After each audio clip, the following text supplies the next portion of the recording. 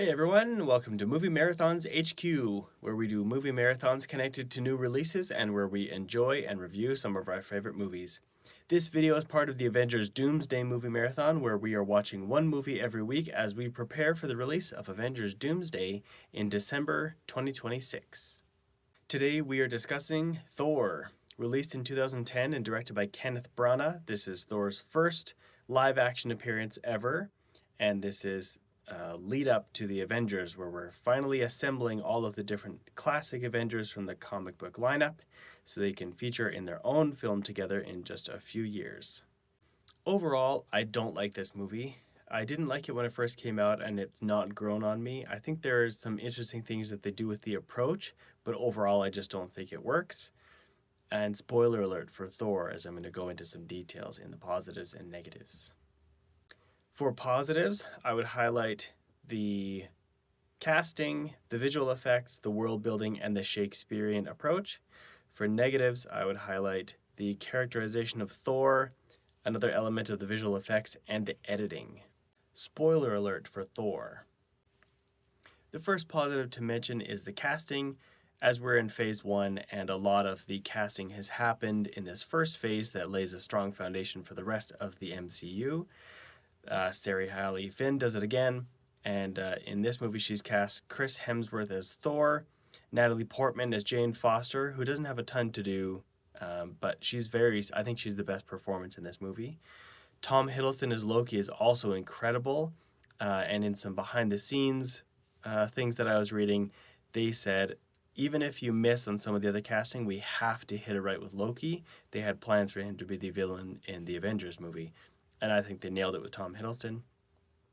Even some of the smaller characters like Idris Elba as Heimdall, he's gone on to be quite the star. Anthony Hopkins as Odin brings some real gravitas to the King of Asgard. And Rene Russo as Frigga is also a very good companion for Odin. I think Lady Sif and the Warriors 3 are less strong and less memorable. I don't know if that's because of the casting or how they use them. And they're just kind of harder to take seriously as characters. And then I'll talk about it more in the negative of the characterization of Thor. I think the casting of Thor is good. I think Chris Hemsworth looks really good. He looks huge. He looks godlike. His wig, it's not a wig. His hair doesn't look good. And I think his beard is too manicured. And then they bleached his eyebrows to match his hair, which just looks odd. And I feel like visually he doesn't look great in the face. I know he's the most handsome man on the planet, but so casting is not terrible for Thor, but we'll get into the characterization later. So I guess I'm saying this is a positive, but it's more of a mixed bag. But generally the casting here is pretty good, and they've got some very strong performers for this movie. Another positive are the visual effects. I think when Thor is using lightning and thunder and all that stuff, when he's flying around with his hammer, it looks pretty good. I also really, really like the cosmic nebula cloud kind of background you get every time we go to Asgard. I almost wanted to say that was a positive for cinematography, but to me, cinematography is actually capturing like beautiful sunsets and sunrises and lighting and contrast. I think this is all visual effects, but it's a great visual choice to have this golden opulence of the city in the foreground, and in the background, you're reminded that it's a realm in space. They're technically aliens on another planet, and I just think it's a really beautiful contrast. And then the visual effects work in a lot of this movie, so that's a positive. Another positive is the world building.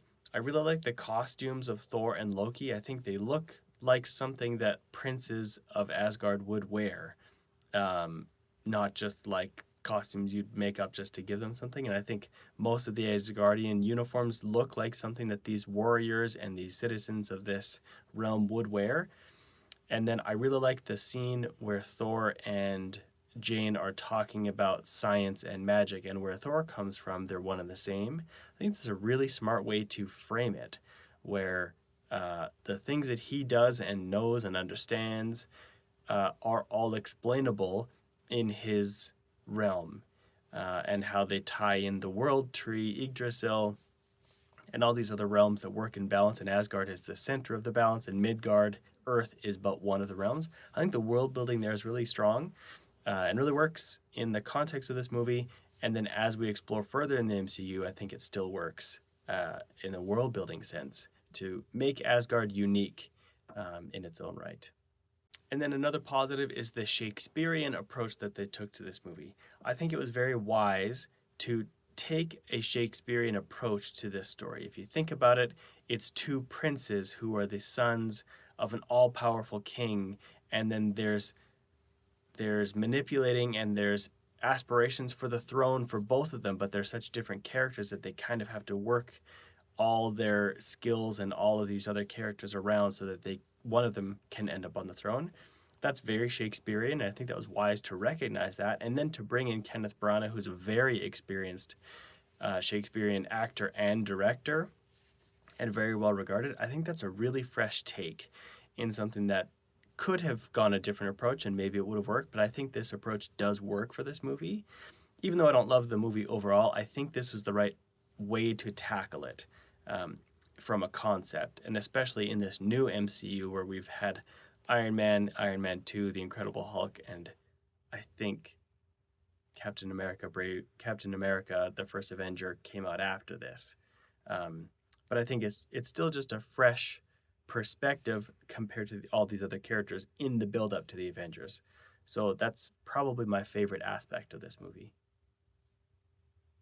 Okay, now a negative is the characterization of Thor. I think casting, he's fine, he gets better later. And that's my caveat, is I think the characterization of Thor improves over time. But in this first movie, it just doesn't work for me. And if you have different insight to this, please share, because I'm just lost on where the appeal is for this character from a character point of view. So I feel like in the beginning of this movie, he is a prince of a kingdom, and he's been given a life with a silver spoon, and he's had everything in front of him, but he's also very powerful and has all these powers and this really cool hammer that is sort of the source of his power. At the end of this movie, he has learned, I don't know what he's learned. He feels like he's not ready to be king, and he learns that he has more to learn.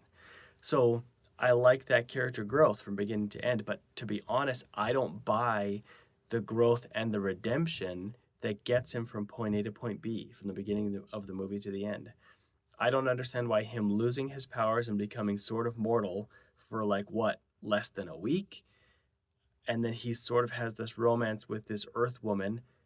I don't really get how those two things humble him and make him grow to the character he's supposed to be at the end. I feel like he still has aspirations to be king. He's wanted to be king his entire life. And at this point in the MCU, we don't know how old he is. You assume he's a few decades of life. In Infinity War, we learned that he's like 900 years old. So that makes even less sense, that 1 week on Earth changed him so much. But I don't know that at this point of watching this movie. So you still feel like he's old-ish, and Odin certainly looks old, but I just don't buy his redemption. I don't think there's a lot of chemistry between him and Jane, so the romance doesn't feel natural to me. I think Jane is stronger as a character than Thor is, but I just don't understand how this experience taught him humility, taught him sacrifice, and taught him these lessons that he supposedly knows by the end that other life experiences have not had for him.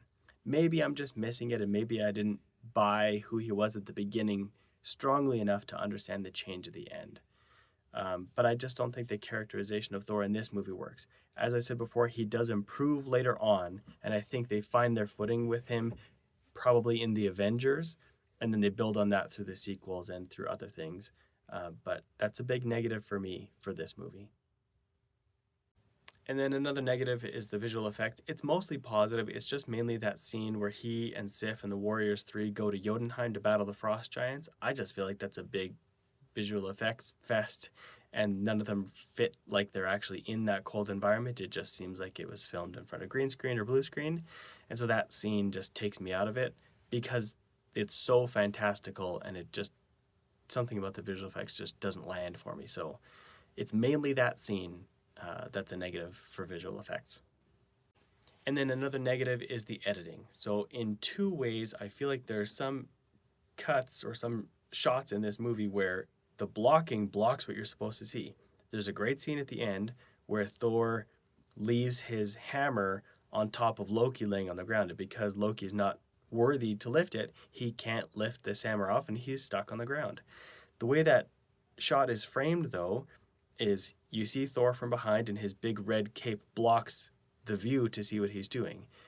And then, right when Thor's about to walk away, so you can see the hammer on Loki's chest and you can go, oh wow, he's pinning him down with the hammer. It edits away to a different angle of the shot of that same thing. So why did we shoot him from the back blocking the scene if you're just going to cut to another angle where you can see the hammer on his chest? And there was a whole bunch of examples like that where it was framed in a way to physically block your view of something, but then it's revealed through an edit rather than through the shot itself. There's also a lot of scenes where the edits are very, very fast, and I had trouble sort of following what was happening. It was mostly in the fight scenes between Thor and Loki and between Thor and the Destroyer, and a little bit on Jotunheim. It's just very fast cuts and not enough for my brain to process exactly what I was looking at. You get it by the end of it, and it's not a big deal, but just the editing was very strange to me with how unclear it was in certain parts.